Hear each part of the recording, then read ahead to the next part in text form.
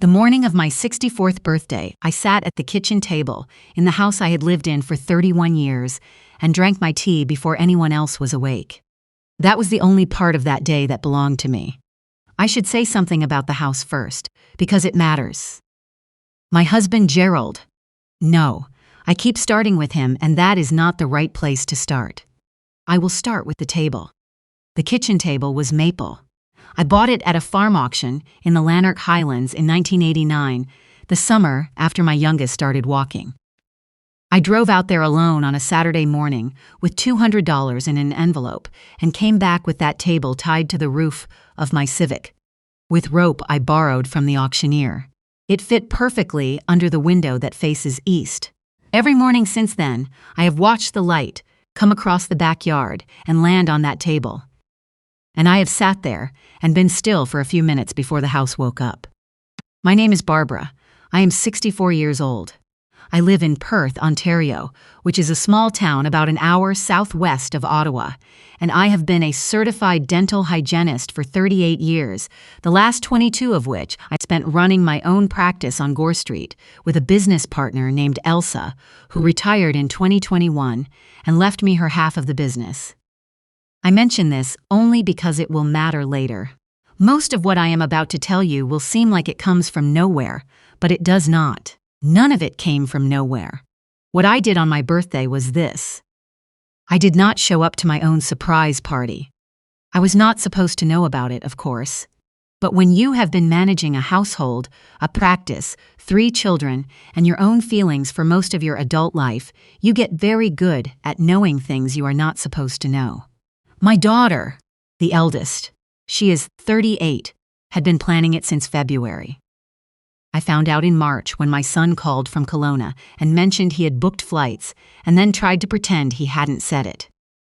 He is a sweet boy, but he has never been able to keep anything from me. He gets a particular quality of silence on the phone when he is hiding something. I have known that silence since he was 9 years old and broke the garage window with a tennis ball. The party was booked at the Maximilian, which is the nicest restaurant in Perth. Private dining room, 40 guests, catered menu. I found the invoice in my daughter's email because she had accidentally forwarded it to my account when she was trying to send it to her husband. She sent me a message 20 minutes later that said, "Sorry, that was meant for Reg, just ignore it." I said I would. I did not ignore it. The invoice was for $4,260. That included the room, the food, and the non-alcoholic beverages. It did not include wine and cocktails, which I later learned they had told the Maximilian to put on a tab that would be settled on the night. There was a note at the bottom, in my daughter's handwriting, which I recognized even in a scanned document. Mom covers her own celebrations. It's always been that way. She'd want it like this. I sat with that sentence for a very long time. I will tell you what I mean when I say it has always been that way. My children are not bad people. I want to be careful to say that clearly. My son is generous and funny, and has worked hard to build a good life for his family in British Columbia. My daughter, who lives here in town, is the one who comes by on Tuesdays to check on me, and brings good coffee, and always remembers what I've told her. Even the eldest, the one who planned the party, she is not cruel. She is efficient. She has organized her life into systems, and at some point, I became part of a system I did not know I had agreed to. The system worked like this. I paid. I paid for Christmas. I paid for Easter dinners. I paid for the birthday weekends. At the cottage we used to rent on Sharbot Lake, I paid for my granddaughter's skating lessons when my daughter had a slow quarter and didn't want to ask her husband's parents because she found them judgmental. I paid because I could, and I paid because I wanted to, and I kept paying long after it stopped being a choice and became an assumption. I noticed when it changed. I think most mothers notice. There is a particular feeling when your child stops saying thank you, not because they are rude, but because they have genuinely forgotten that what you are doing is a gift and not a service. I noticed when my eldest stopped asking and started informing. We're thinking the cottage again this summer, 3 weeks in July. The kids have camp the rest of August. Not a question. A statement the way you would tell your assistant about a scheduling conflict. I noticed. I said nothing. That is the part I am still working through. The saying nothing. I said nothing because I had worked so hard to give them a life that felt easy, and somewhere along the way the ease became invisible, and I became invisible inside it. That is a particular kind of loneliness that I do not think people talk about enough. Not the loneliness of being alone, but the loneliness of being surrounded by people who love you and still cannot quite see you. My husband saw me. Kevin saw me very clearly until he died, which happened 6 years ago in October, very suddenly, a stroke at 61 while he was raking the leaves in the backyard. He was a good man. He was a stubborn and sometimes maddening man, but he saw me, and after he was gone, I understood that I had been relying on that more than I knew. After Kevin died, I became what my family needed me to be. I was the steady one, the one who had her finances in order, who still went to work, who organized the thank you cards after the funeral and made sure his mother received a phone call every Sunday for the first year. I was competent and present, and I did that was a mistake. Not the competence. The performance of having no needs. People will take you at your word when you perform having no needs. That is what I have learned. So, the party, $4,260, plus whatever the wine tab came to. My daughter's note. Mom covers her own celebrations. It's always been that way. She'd want it like this. I thought about calling her. I thought about it for most of that evening. I imagined the conversation, her initial embarrassment, the quick pivot to explaining the way she would make me feel slightly irrational for having a response to what I had read. She is very good at that. She loves me, and she is very good at making my feelings seem like a slightly inconvenient weather event. Instead, I called Elsa. Elsa and I worked together for 26 years. She is 71 now and lives in Prince Edward County with her second husband and 4 chickens. She talks about the way other people talk about grandchildren. She picked up on the second ring, and I told her what I had found and read her the note, and she was quiet for a moment, and then she said, "What do you want to do about it?" Not what should you do. What do you want to do? I want to go to Nova Scotia, I said. I had not planned to say that. It surprised me as I said it. The retreat, she said. The retreat, I said. For 2 years, I had been looking at a 10-day pottery and landscape painting retreat in Cape Breton, run out of a converted farmhouse near Baddeck. I had looked at it every winter, and not booked it because there was always something. A grandchild's recital, a long weekend that someone had already put in the family calendar, a sense that taking 10 days for myself would require an explanation I did not want to give. The retreat ran twice a year. There was a session that started on the Saturday of the long weekend in May. My birthday is the Friday before that long weekend. Book it, Elsa said. Right now, while I'm on the phone with you, go book it. I booked it. The registration confirmation came through while Elsa was still talking. I looked at it. The farmhouse, the coastal photos, the schedule, the name of the ceramics instructor, and I felt something shift in my chest that I could not quite name. It was not happiness exactly. It was something older and quieter than happiness. It was more like recognizing something I had put down a long time ago and had almost stopped looking for. I did not tell anyone. I did not cancel anything. I did not call my daughter. I did not tell my son who had booked flights from Kelowna. I did not leave a note or a message. I packed a bag on the Thursday night, 1 suitcase, my good walking shoes, the new sketchbook I had bought in January and not opened. And I drove to the Ottawa airport at 5 in the morning on my birthday, and I got on a plane to Sydney, Nova Scotia. There are things I thought about on that flight. I thought about Kevin. Not with grief exactly, but with the particular tenderness that comes when you have been missing someone for long enough that it smooths into something livable. I thought about the maple table in the kitchen and the light coming through the east window. I thought about the invoice with my daughter's note at the bottom. I thought about all the years I had organized myself around other people's schedules and told myself that was love, which it would book.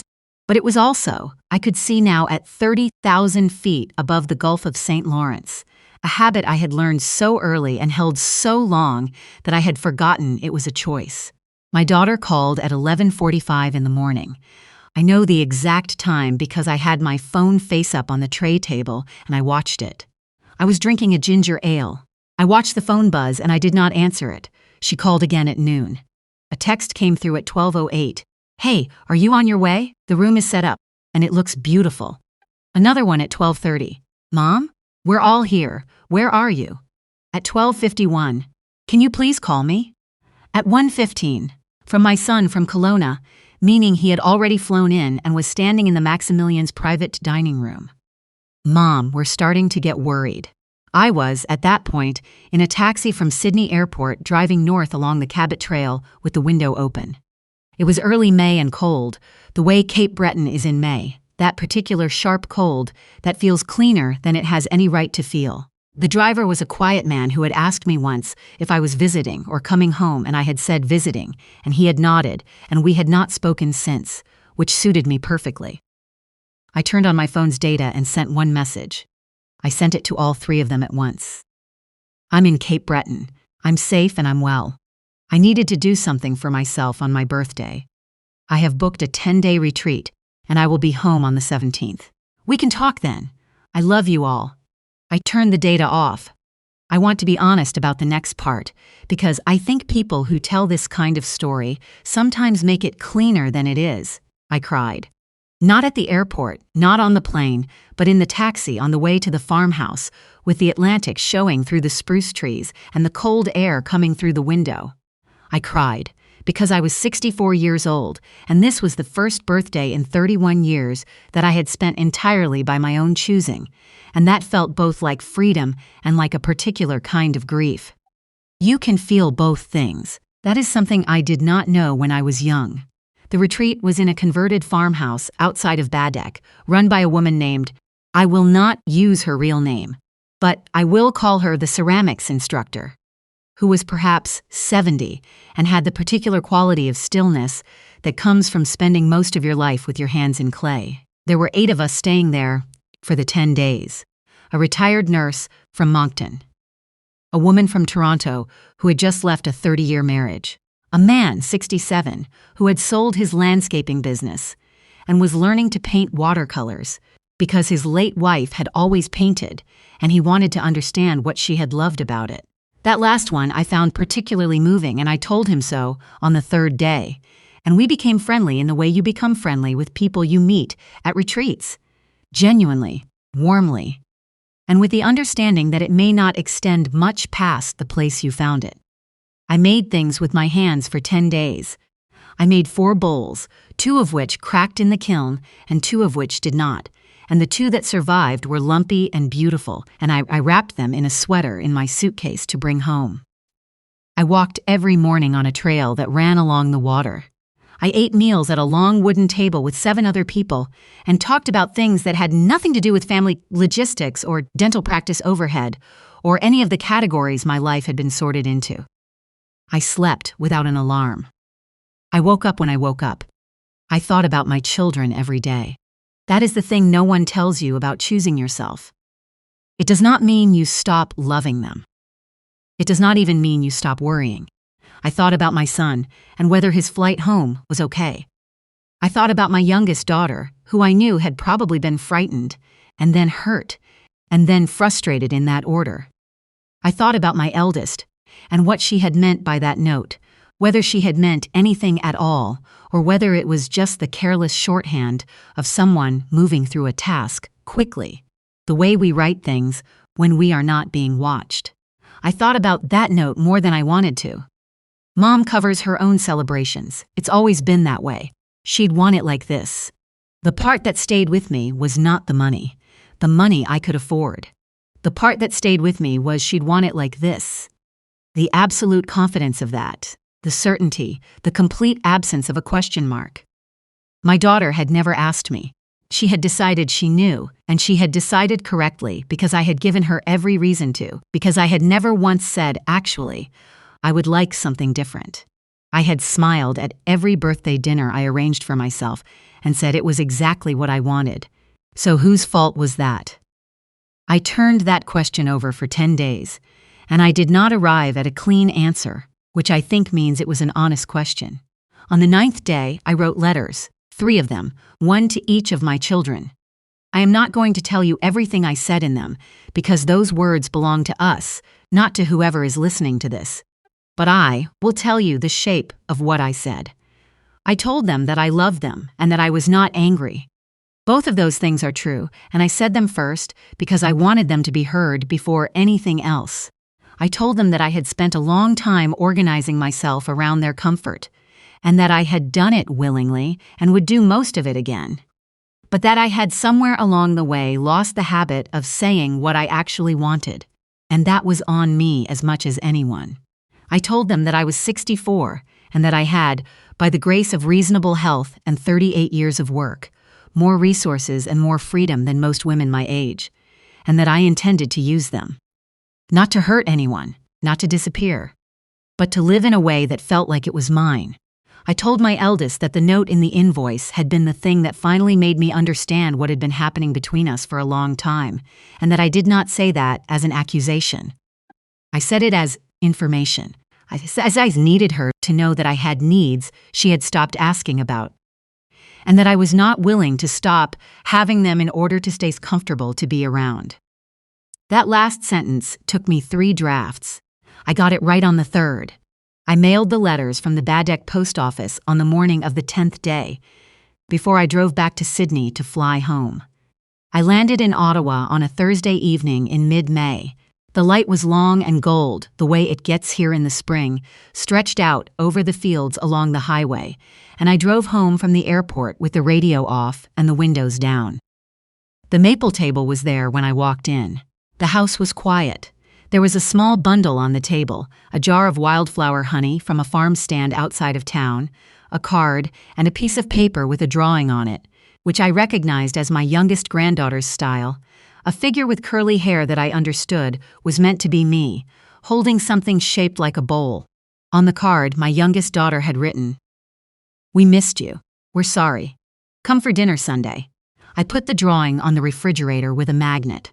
The conversation with my eldest happened a week later, on the phone, because she lives 3 hours away, and we both agreed we needed to say certain things before we could be in the same room comfortably. "It was not an easy conversation," she cried. I did not, mostly because I had already used up those particular tears in a taxi in Cape Breton. She said she hadn't thought of it that way, meaning the note, meaning the pattern, and I believed her, because that is what made it what it was. She had not thought of it at all. I said I knew that. I said that was the thing I most needed her to understand. We talked for 2 hours. At the end of it, she said, "I think Dad used to translate for us, between you and us. And when he died, I think we just stopped knowing how to hear you." I sat with that for a minute, and then I said I thought she was probably right.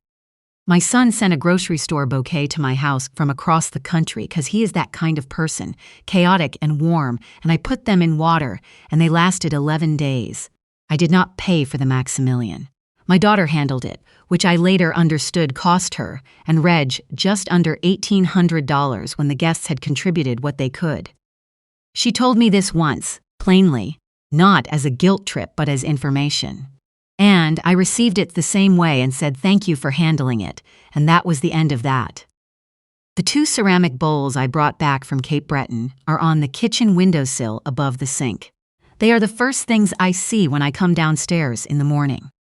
They are lumpy and uneven, and one of them has a slight lean to the left, and I made them with my hands in a place I chose for myself, and I find them beautiful.